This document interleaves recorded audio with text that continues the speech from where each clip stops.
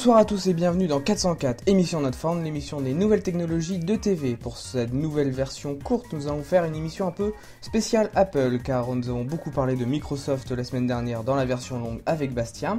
Et donc dans les news, nous retrouvons la guerre Apple-Samsung qui reprend, car la firme à la pomme réclame 2,5 milliards de dollars à son rival sud-coréen, Samsung, pour des vols de brevets. En parlant encore de Mac et d'Apple, nous allons voir aussi que l'iPhone 5 change tout, même sa connectique, que Mountain Lion est disponible depuis le 25 juillet dernier et qui apporte quelques petites nouveautés notables pour les utilisateurs de Mac. Et enfin, en bref, nous allons voir que l'Amérique a très peur des cyberattaques car Barack Obama voudrait que une loi contre les cyberattaques soit votée le plus rapidement possible. Pas de FAQ cette semaine car nous n'avons pas reçu vos mails. Donc nous allons passer cette rubrique pour passer à la fin de l'émission au phénomène internet Epic Sax Guy. Alors dans les news qui sont très Apple cette semaine, nous avons pu voir que c'est la guerre encore ouverte entre Apple et Samsung. Alors depuis que Samsung, le constructeur nord-coréen, s'est lancé dans la fabrication et la conception de smartphones et plus récemment de tablettes numériques, c'est la guerre ouverte avec Apple qui a un peu inventé cette technologie.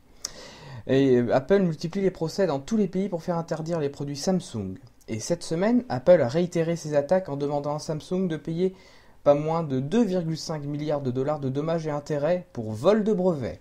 Car Apple accuse Samsung du fait que les produits qui se vendent le mieux chez Samsung sont les produits ressemblant le plus à ceux d'Apple.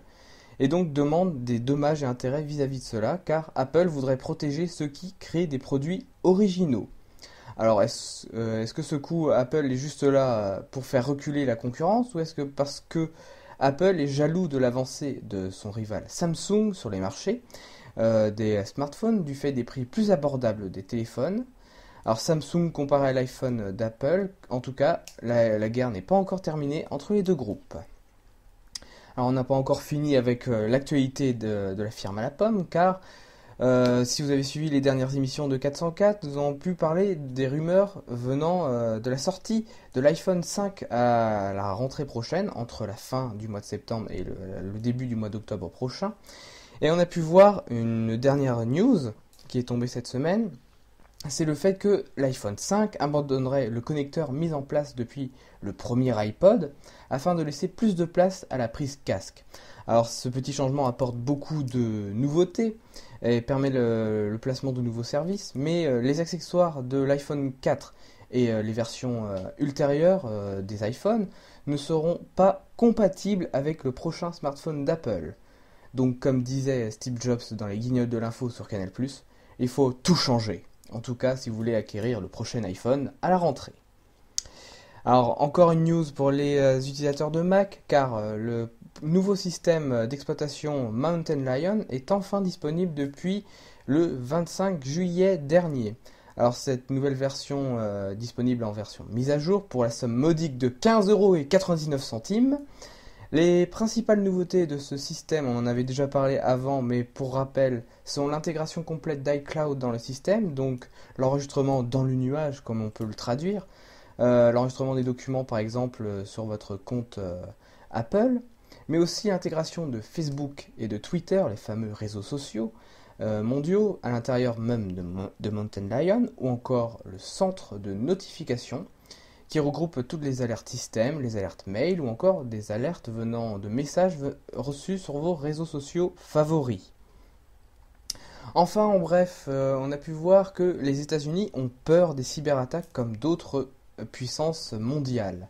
Alors, si vous avez suivi l'actualité numérique, vous avez pu voir que plusieurs virus se sont propagés sur Internet, des virus vraiment de grande ampleur, ainsi que des chevaux de Troie, qui ont attaqué des particuliers comme des grandes puissances mondiales, comme en France par exemple, peu après les élections présidentielles, mais aussi aux États-Unis. Cette multiplication des virus et des chevaux de Troie sur Internet inquiète les autorités américaines, car Barack Obama voudrait que le Cybersecurity Act 2012 soit voté le plus rapidement possible pour éviter des attaques touchant le territoire national. Par exemple les réseaux d'eau potable ou les réseaux ferroviaires par exemple. La guerre par les réseaux internet devient donc une guerre tout aussi importante que sur le terrain à l'heure actuelle. Nous avons pu voir lors des révolutions arabes en Égypte ou dans les pays du Maghreb par exemple, avec des messages envoyés, des sites piratés. Car de plus en plus de choses se font sur internet de nos jours, que ce soit pour les particuliers ou pour les grands États mondiaux, comme les États-Unis ou la France. Donc les États sont de plus en plus fragilisés par le manque de protection.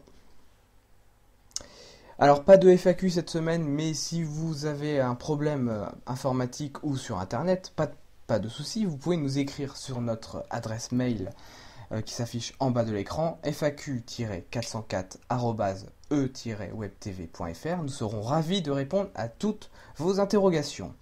Et comme il n'y a pas de FAQ cette semaine, nous allons passer directement à votre rubrique Phénomène Internet. Est-ce que vous êtes geek ou pas geek? Alors si vous êtes un fan de l'Eurovision et aussi un fan de tout ce qui se passe sur Internet, comme les mèmes par exemple, alors si vous êtes un fan de l'Eurovision, comme rappel, c'est le plus grand concours de la chanson organisé par les télévisions européennes associées depuis les années 60. Vous devez savoir d'où vient ce phénomène Internet que l'on peut traduire en français comme l'homme au saxophone. En effet, cet homme a participé au concours de l'Eurovision en 2010 pour la Moldavie, qui proposait une chanson assez originale par sa mise en scène et la tenue des chanteurs. Tout se passe normalement sur scène quand cet homme au saxophone, qui se nomme dans la vraie vie Sergei Stepanov, arrive et commence à jouer en playback sur une drôle de chorégraphie.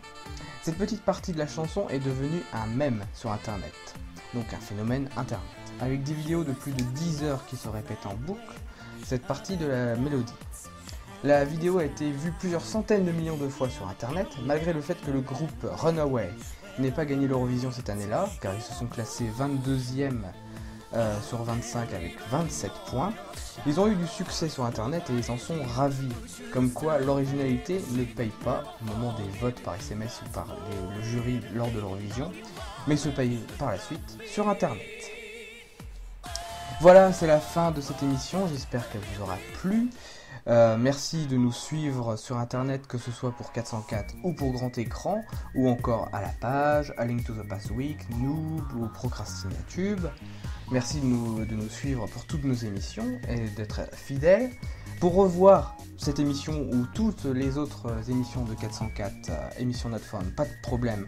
Vous allez sur notre site internet www.e-webtv.fr et vous allez dans la rubrique vidéo à la demande. Toutes les archives de nos vidéos sont sur le site internet. Et tout cela pour la somme modique de 0€. À suivre sur ETV, la A Link to the Past Week, le zapping des jeux vidéo préparés par des équipes de production externes.